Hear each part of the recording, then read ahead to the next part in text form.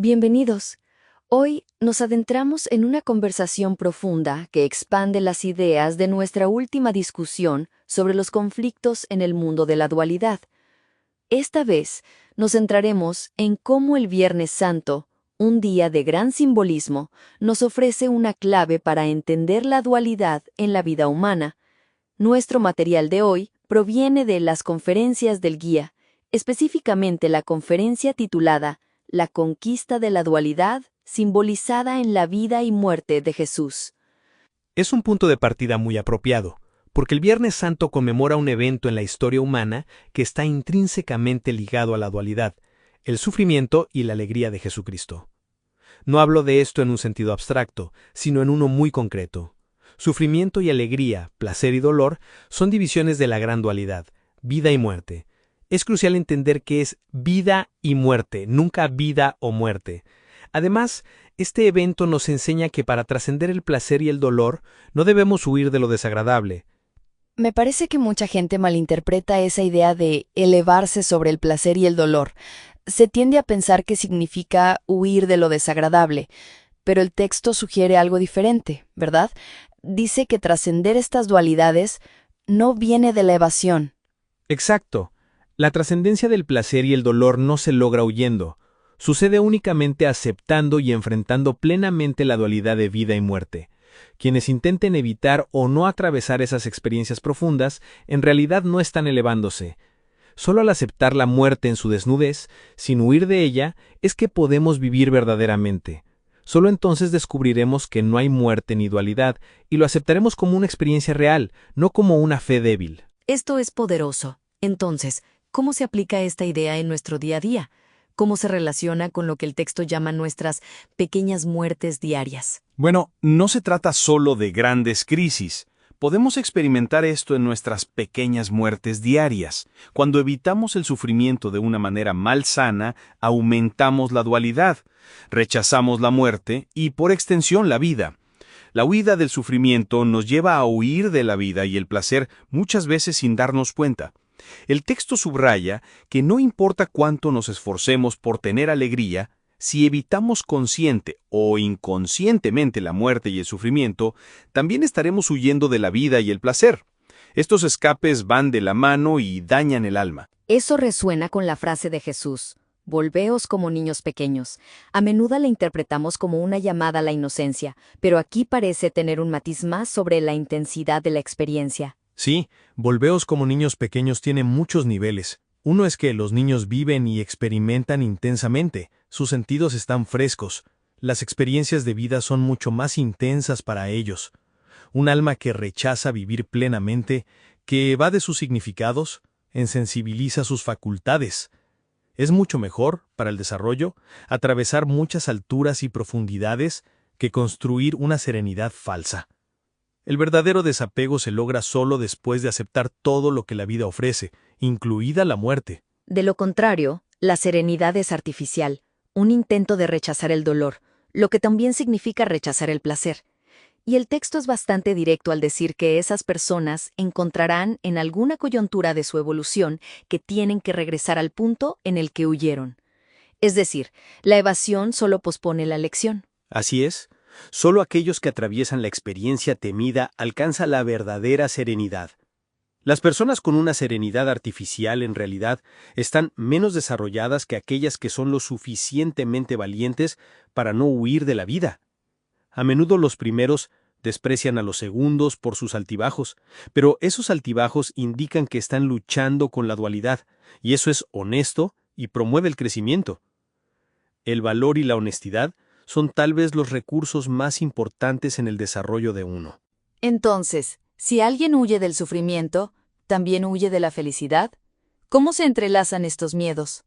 Cuando alguien rehúye el sufrimiento, negándolo o temiéndolo irracionalmente, inevitablemente tiene el mismo miedo a la felicidad y la realización. Si observamos con atención, notaremos que anhelamos la felicidad cuando está lejos, pero cuando nos acercamos a ella, a menudo la evitamos, tal como evitamos el sufrimiento. Como el sufrimiento y la alegría, o la vida y la muerte, están conectados, nuestra actitud hacia una de estas dualidades afecta a la otra. Al aceptar una cosa así, también aceptamos la otra. La actitud ante el sufrimiento es fundamental. Me interesa esa idea de que una actitud sana produce un crecimiento y liberación inmediatos. ¿Podrías ahondar en esto? Y por otro lado, el texto menciona que muchas religiones enseñan el error de rechazar la felicidad. Una actitud sana ante el sufrimiento, que retiene la conciencia, produce crecimiento y liberación inmediatos. Aquello que nos hizo sufrir deja de ser un dolor, cuando reconocemos la lección. Esto no significa buscar el sufrimiento o rechazar la felicidad pensando que es contrario a la voluntad divina. Esa es la falsa creencia de muchas religiones. Una actitud sana implica encarar el sufrimiento de corazón, con disposición a aprender, manteniendo la razón y las facultades intactas, aunque emocionalmente estemos sumidos en la oscuridad. El resultado será la felicidad, en la medida en que crecemos a través de ese sufrimiento. Pero es complejo porque la gente consciente de sí misma entiende que el sufrimiento es autocreado, y eso puede generar desesperación al no saber cómo lo crearon. Parece una trampa. Es una confusión común. La impaciencia y el miedo de no saber la causa oculta del sufrimiento sabotean el intento de identificarla.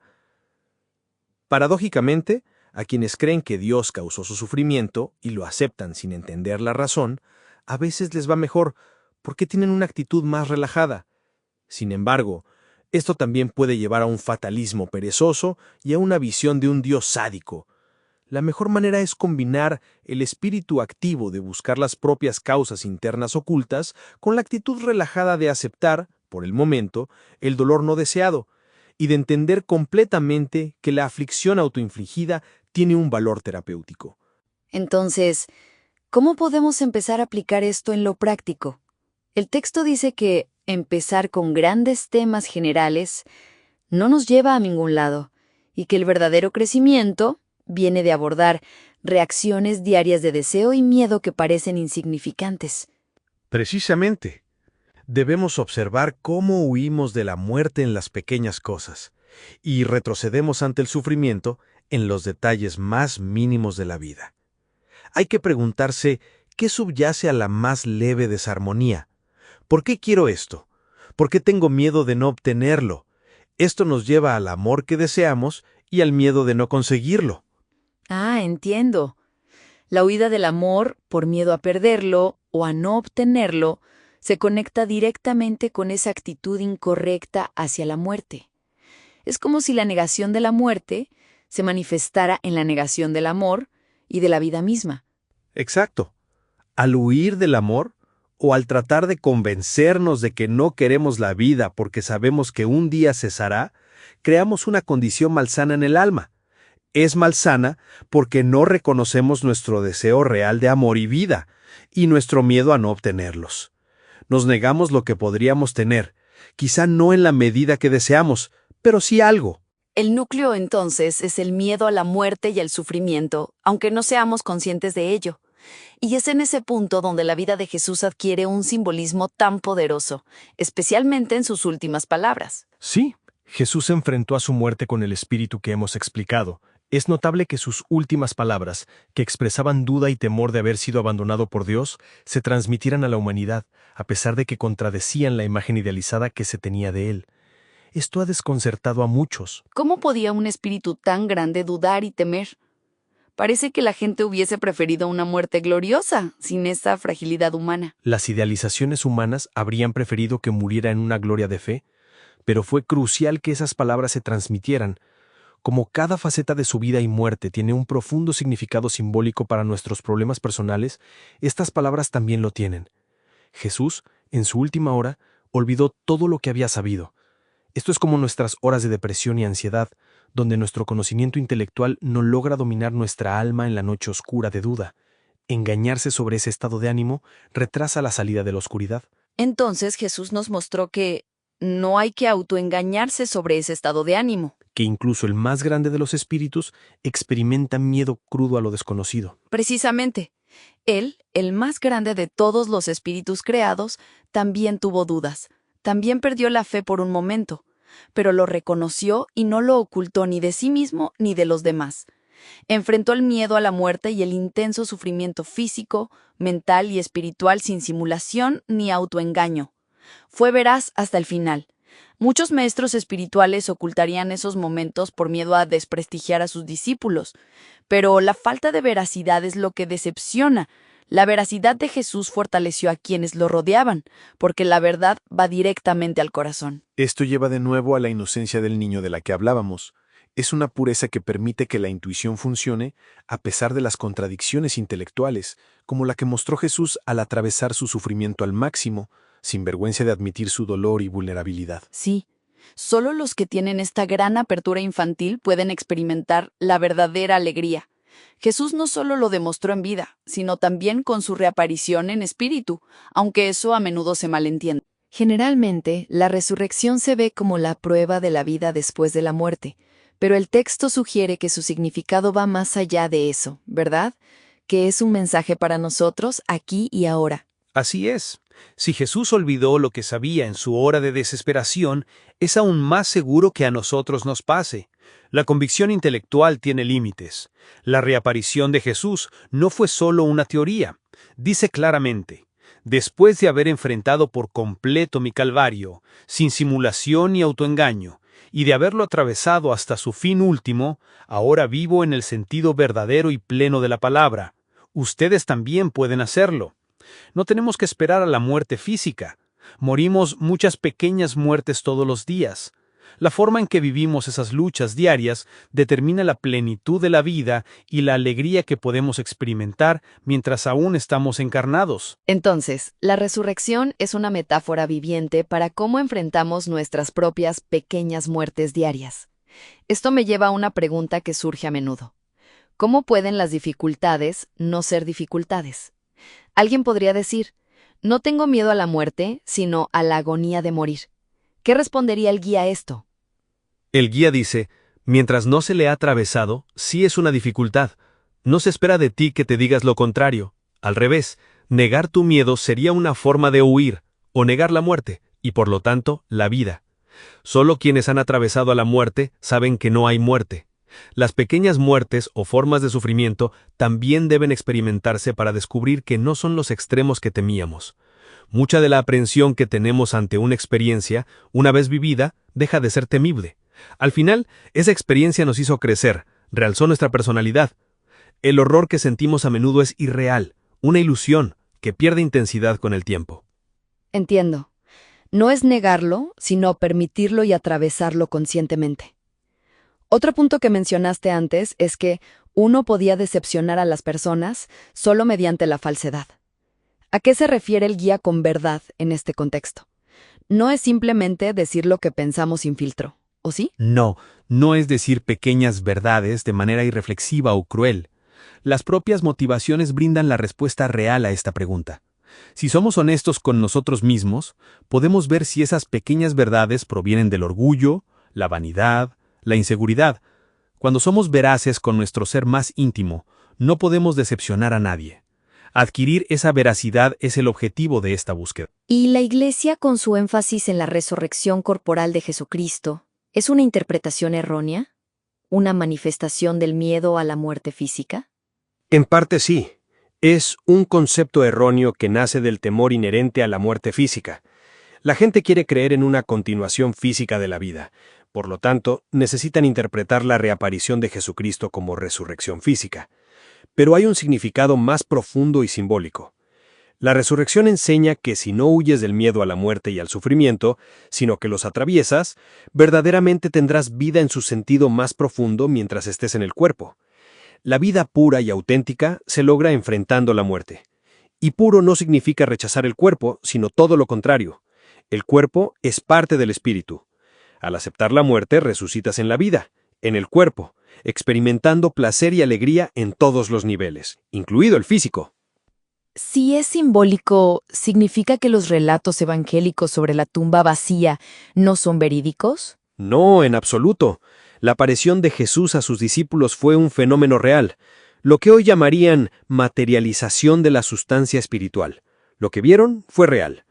Sin embargo, la mayoría no entendió el profundo significado filosófico y psicológico. El significado es, como lo he explicado, que si enfrentas la vida y la muerte, no puedes morir.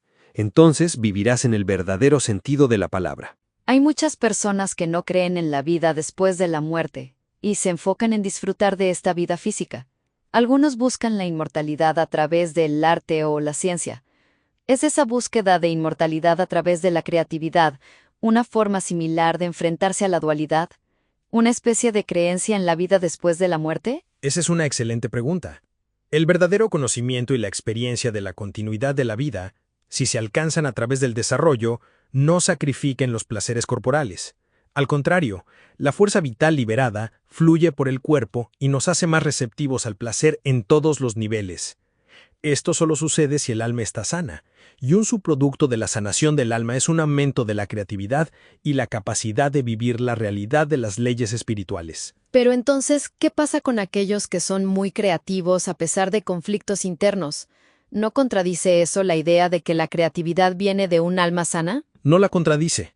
En esos casos, el talento creativo es tan grande que se expresa a pesar de los problemas del alma. Eso demuestra cuán separada está esa persona de la realidad en otros niveles. Es un deseo de inmortalidad a través del arte, otra variación del anhelo humano de vida eterna y su lucha contra la muerte. Tanto el fanático religioso que se aferra a la fe por miedo, como el ateo que busca la inmortalidad a través de la creación, lo hacen desde la misma raíz, el deseo de no soltar, de no rendirse a lo desconocido. Es decir, el aferramiento a la vida, la incapacidad de rendirse, ya sea en grandes preguntas o en pequeños asuntos cotidianos, mantiene el alma prisionera, impide el crecimiento. Así es. Solo la generosa libertad que nace de rendirse y caminar hacia lo desconocido, sin ninguna garantía de conservar lo que aprecia, puede producir un verdadero crecimiento. El deseo de inmortalidad a través del arte es, en esencia, no muy diferente del fanático religioso. Ambos tipos, en su lucha, son incapaces de reconocer que no saben y que tienen que aceptar lo desconocido. ¿Y la sublimación en este contexto es un mecanismo saludable o también una forma de huida? La sublimación con mucha frecuencia es mal entendida y es un fenómeno muy malsano. Puede ser un proceso distorsionado tanto en el concepto del fanático religioso como en el del psicoanalista.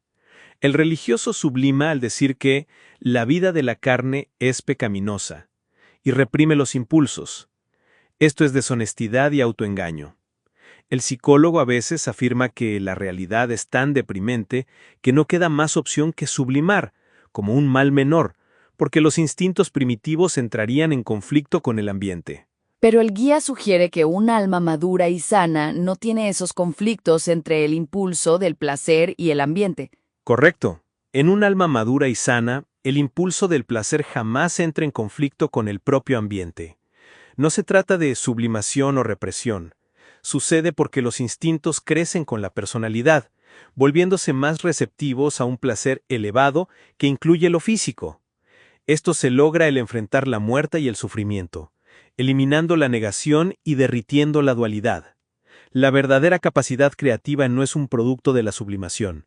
Es una manifestación de una personalidad humana sana e integrada en todos los niveles, no un sustituto de la vida, sino la plena realización de ella. Lo que nos deja con la idea de que la verdadera plenitud y creatividad surgen de enfrentar la dualidad, no de huir de ella. Es un llamado a la integración y a la veracidad, incluso en los momentos más difíciles. Agradecemos a las conferencias del guía y a su conferencia, La conquista de la dualidad, simbolizada en la vida y muerte de Jesús, por esta profunda reflexión. Les invitamos a compartir este episodio con alguien que también esté en su propio camino de descubrimiento.